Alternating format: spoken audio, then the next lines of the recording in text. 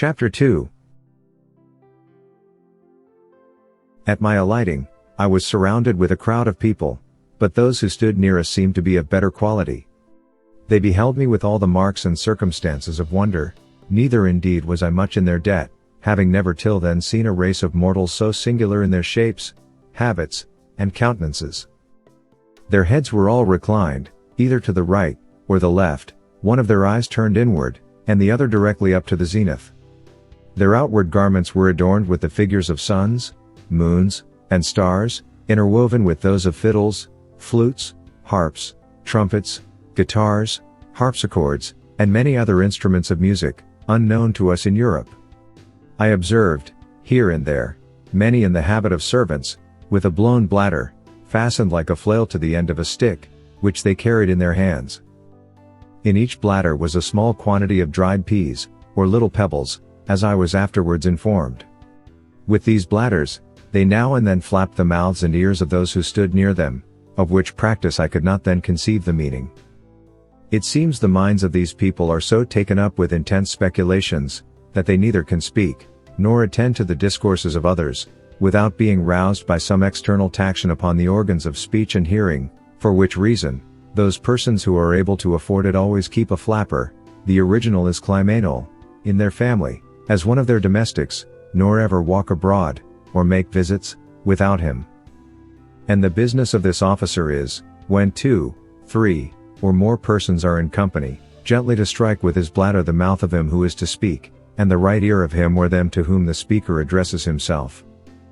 This flapper is likewise employed diligently to attend his master in his walks, and upon occasion to give him a soft flap on his eyes, because he is always so wrapped up in cogitation, that he is in manifest danger of falling down every precipice, and bouncing his head against every post, and in the streets, of justling others, or being justled himself into the kennel. It was necessary to give the reader this information, without which he would be at the same loss with me to understand the proceedings of these people, as they conducted me up the stairs to the top of the island, and from thence to the royal palace. While we were ascending, they forgot several times what they were about, and left me to myself, till their memories were again roused by their flappers, for they appeared altogether unmoved by the sight of my foreign habit and countenance, and by the shouts of the vulgar, whose thoughts and minds were more disengaged. At last we entered the palace, and proceeded into the chamber of presence, where I saw the king seated on his throne, attended on each side by persons of prime quality. Before the throne, was a large table filled with globes and spheres, and mathematical instruments of all kinds. His Majesty took not the least notice of us, although our entrance was not without sufficient noise, by the concourse of all persons belonging to the court. But he was then deep in a problem, and we attended at least an hour, before he could solve it. There stood by him, on each side, a young page with flaps in their hands, and when they saw he was at leisure, one of them gently struck his mouth, and the other his right ear, at which he startled like one awaked on the sudden, and looking towards me and the company I was in, recollected the occasion of our coming, whereof he had been informed before. He spoke some words, whereupon immediately a young man with a flap came up to my side, and flapped me gently on the right ear, but I made signs, as well as I could, that I had no occasion for such an instrument, which, as I afterwards found, gave his Majesty, and the whole court, a very mean opinion of my understanding. The king, as far as I could conjecture, asked me several questions, and I addressed myself to him in all the languages I had. When it was found I could neither understand nor be understood, I was conducted by his order to an apartment in his palace, this prince being distinguished above all his predecessors for his hospitality to strangers, where 2 servants were appointed to attend me. My dinner was brought, and 4 persons of quality, whom I remembered to have seen very near the king's person, did me the honor to dine with me. We had 2 courses, of 3 dishes each. In the first course, there was a shoulder of mutton cut into an equilateral triangle, a piece of beef into a rhomboids, and a pudding into a cycloid. The second course was 2 ducks trussed up in the form of fiddles, sausages and puddings resembling flutes and hautboys, and a breast of veal in the shape of a harp. The servants cut our bread into cones, cylinders, parallelograms, and several other mathematical figures. While we were at dinner, I made bold to ask the names of several things in their language, and those noble persons, by the assistance of their flappers, delighted to give me answers, hoping to raise my admiration of their great abilities if I could be brought to converse with them. I was soon able to call for bread and drink, or whatever else I wanted. After dinner my company withdrew, and a person was sent to me by the king's order, attended by a flapper. He brought with him pen, ink, and paper, and 3 or 4 books, giving me to understand by signs, that he was sent to teach me the language. We sat together 4 hours, in which time I wrote down a great number of words in columns, with the translations over against them. I likewise made a shift to learn several short sentences, for my tutor would order one of my servants to fetch something, to turn about, to make a bow, to sit, or to stand, or walk, and the like. Then I took down the sentence in writing. He showed me also, in one of his books, the figures of the sun, moon, and stars, the zodiac, the tropics, and polar circles, together with the denominations of many planes and solids. He gave me the names and descriptions of all the musical instruments, and the general terms of art in playing on each of them. After he had left me, I placed all my words, with their interpretations, in alphabetical order. And thus, in a few days, by the help of a very faithful memory, I got some insight into their language. The word, which I interpret the flying or floating island, is in the original Laputa, whereof I could never learn the true etymology. Lap, in the old obsolete language, signifies high, and unto, a governor, from which they say, by corruption, was derived Laputa, from Lapuntu. But I do not approve of this derivation, which seems to be a little strained. I ventured to offer to the learned among them a conjecture of my own, that Laputa was quasi-lap-outed, lap, signifying properly, the dancing of the sunbeams in the sea, and outed, a wing, which, however, I shall not obtrude, but submit to the judicious reader. Those to whom the king had entrusted me, observing how ill I was clad, ordered a tailor to come next morning, and take measure for a suit of clothes.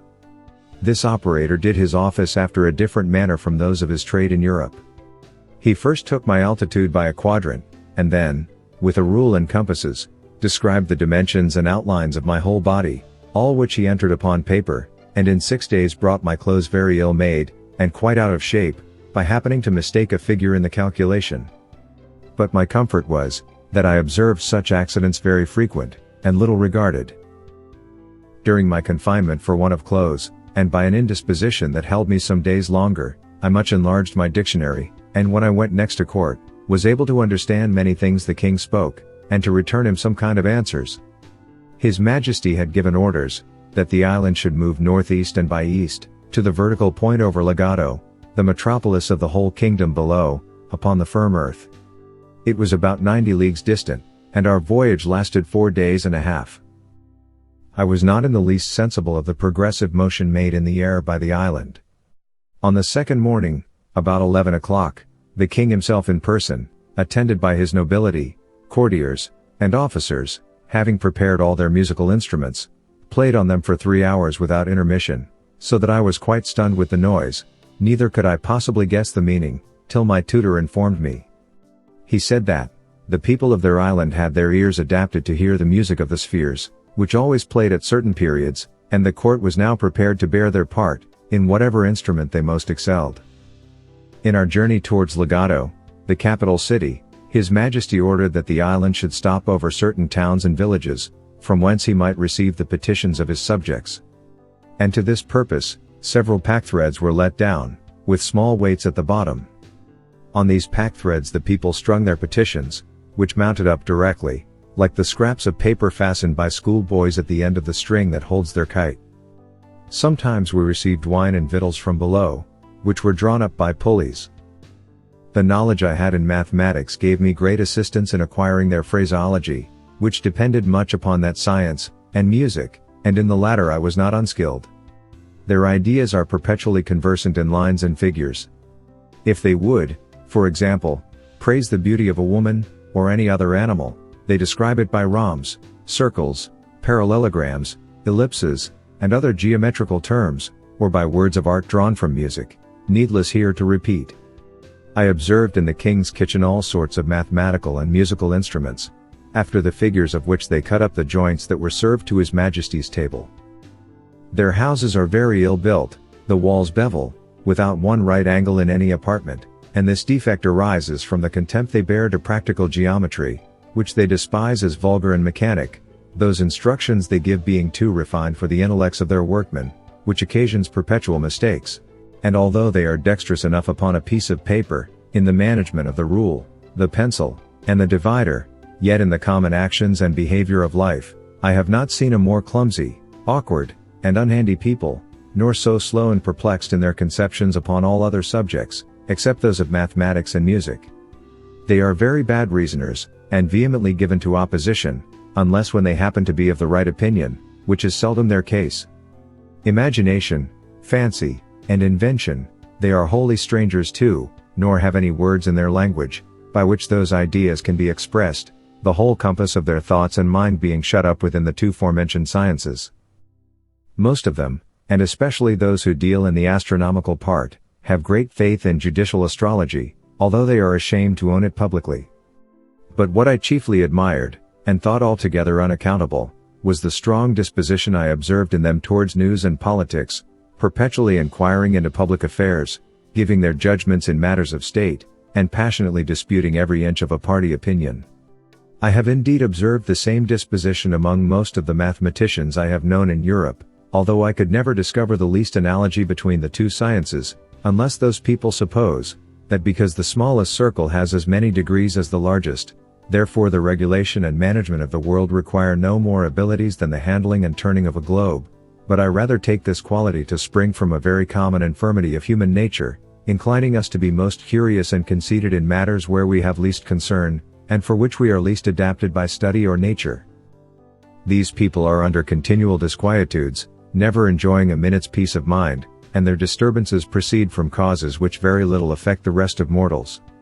Their apprehensions arise from several changes they dread in the celestial bodies, for instance, that the earth, by the continual approaches of the sun towards it, must, in course of time, be absorbed, or swallowed up, that the face of the sun, will, by degrees, be encrusted with its own effluvia, and give no more light to the world, that the earth very narrowly escaped a brush from the tail of the last comet, which would have infallibly reduced it to ashes, and that the next, which they have calculated for 31 years hence, will probably destroy us. For if, in its perihelion, it should approach within a certain degree of the sun, as by their calculations they have reason to dread, it will receive a degree of heat 10,000 times more intense than that of red-hot glowing iron, and in its absence from the sun, carry a blazing tail 10,114 miles long, through which, if the earth should pass at the distance of 100,000 miles from the nucleus, or main body of the comet, it must in its passage be set on fire, and reduced to ashes,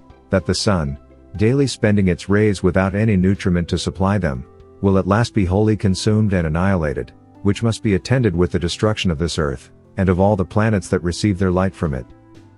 They are so perpetually alarmed with the apprehensions of these, and the like impending dangers, that they can neither sleep quietly in their beds, nor have any relish for the common pleasures and amusements of life. When they meet an acquaintance in the morning, the first question is about the sun's health, how he looked at his setting and rising, and what hopes they have to avoid the stroke of the approaching comet. This conversation they are apt to run into with the same temper that boys discover in delighting to hear terrible stories of spirits and hobgoblins, which they greedily listen to, and dare not go to bed for fear. The women of the island have abundance of vivacity, they contemn their husbands, and are exceedingly fond of strangers, whereof there is always a considerable number from the continent below, attending at court, either upon affairs of the several towns and corporations, or their own particular occasions, but are much despised, because they want the same endowments. Among these the ladies choose their gallants, but the vexation is, that they act with too much ease and security, for the husband is always so wrapped in speculation, that the mistress and lover may proceed to the greatest familiarities before his face, if he be but provided with paper and implements, and without his flapper at his side.